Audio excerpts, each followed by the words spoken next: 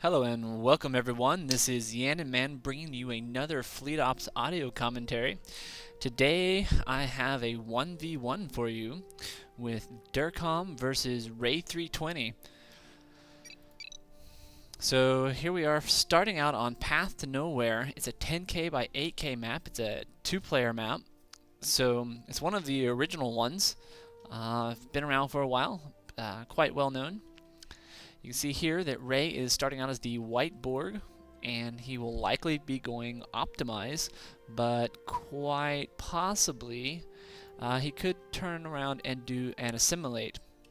Now over here in the right hand corner is Dircome, and he is the red Klingons, and he is likely going to be fielding a Martok Klingon, as the Martok has the Sousa, which is quite nasty versus Borg. Now, everyone is starting up fairly normal builds for what you would expect. The Klingons are immediately going into their field yard, and putting up a mining station. Over here, the Borg are immediately moving over into the conduction matrix. Got a little bit of a vessel stuck here.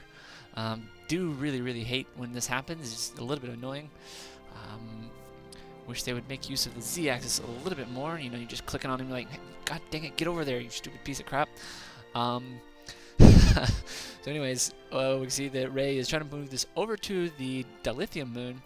Now, I'm a Borg player too. I really do like the Borg. I tend to find that I want my titanium mining done first. It seems to work out well for the sphere, because if I don't do the titanium, I end up sucking resources like in the titanium department when I want my sphere. Of course, this is 312. It's a little bit different. The Borg have some new ships. They have the Dodads, or the Dokadice, whatever you want to call them, that are going to change up your build order a little bit and going to make your resource spending and collecting a little bit different. So here we see that Dircome has moved into. He's going to be doing some good scouting. One of the advantages that the cloak races have, and they can just easily scout all over the place.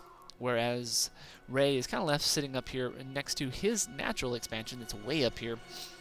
Not really doing a whole lot, not gathering a whole lot of intelligence. Really a little bit awkward for the Borg because they can't cloak, and so they're not going to get a whole lot of intel. He really should take advantage of the fact that Dircome is not going to be able to field a fleet up at this point in time, and he should just get over here, get a sense of what he's building.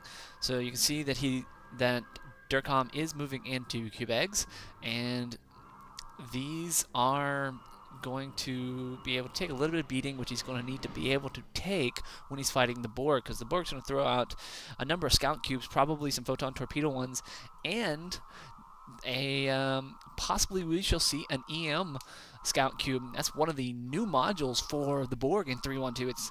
It's a very cool concept. The EM module will allow you to detect cloak ships while you're in battle, and that's just an exciting new addition to the Borg. It gives them a lot of it makes it a little bit more fun, just how they're doing their cloak. And you can see that it is Martok moving into the Sousas. He is going to be looking to do heavy torpedoes, and that is exactly what the Sousas are all about. And they're double torpedo launchers, and the Borg just seem to eat up those torpedoes like they're candy. Just bad candy, though.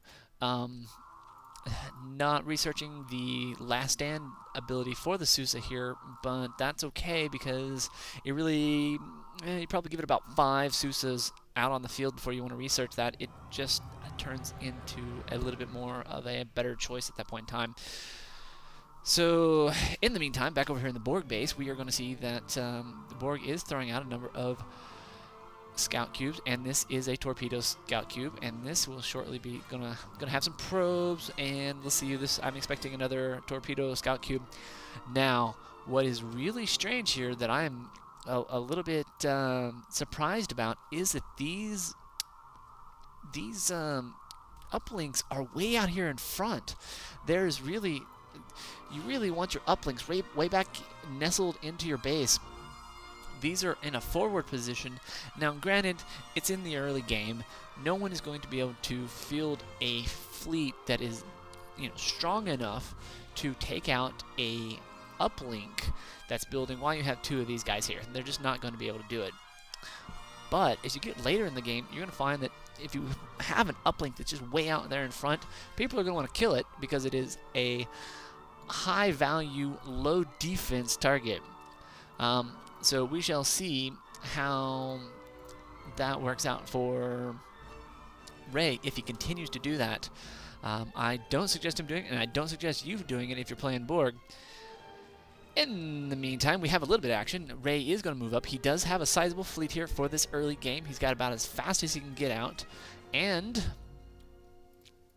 the Klingons are outmatched, outgunned here if they go and try to engage. Klingons do have 4 ships out here. They may be able to take out 1, but if he goes and tries to stand and fight, the Klingons are going to find themselves in a little bit of a bind. So at this point, it looks like Ray's going to move up here, going to try to move over into here and try to take out a couple of the ships for the mining, but he is not doing that. So here comes the battle. So we can see that the Cubedge classes are taking just a ton of damage here. Not a good move on Dircome's part.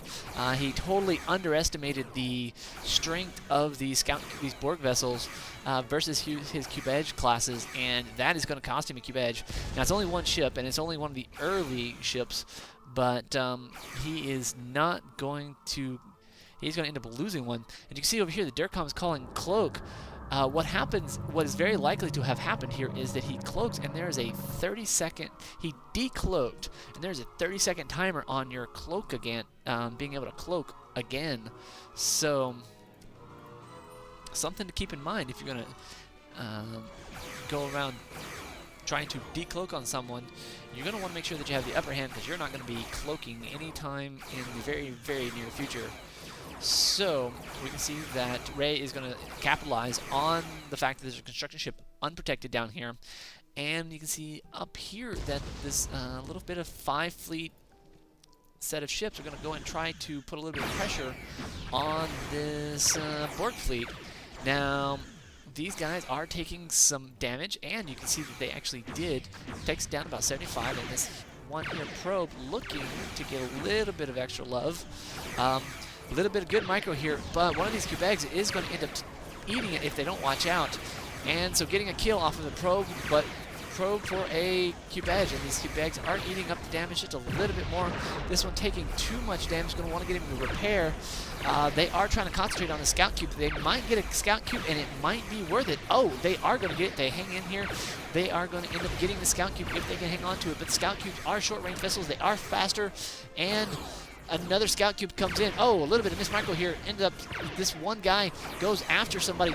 This is going to be end of that scout cube. So, wow, what a little bit of miss micro. Come on, just, oh. Ray gets totally lucky here. Ends up getting the wrong scout cube, but gets away with it as far as the micro goes. So, here we can see that the Sousa is trying to get away. A little bit of transporter action here. Not going to really do much of anything. Wow. Just so close, almost a decent trade. Dircome not looking too good here, though, but he is moving into some of his tougher vessels.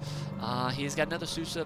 This Sousa Borg class I've seen that work quite well. Back in a previous patch, you could sort of spam these just a little bit, and that worked wonders against the Borg. But we shall see. So those Cubedge classes not really handling the firepower from these Borg ships. In the meantime, we can look over here. We see that Ray has done a good job of attacking and expanding, so really doing a good job here, just all in all. Klingons needing to get ahead here somehow.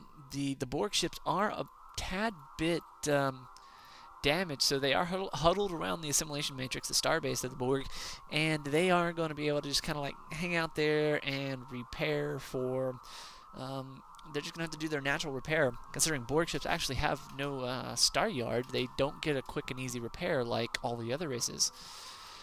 So they are going to, these two guys are going to be out of commission for a little bit, going to want to just avoid any major confrontations because these guys would be able to just kick their butts. Over here in the meantime, you can see that Dircome is in the process of trying to set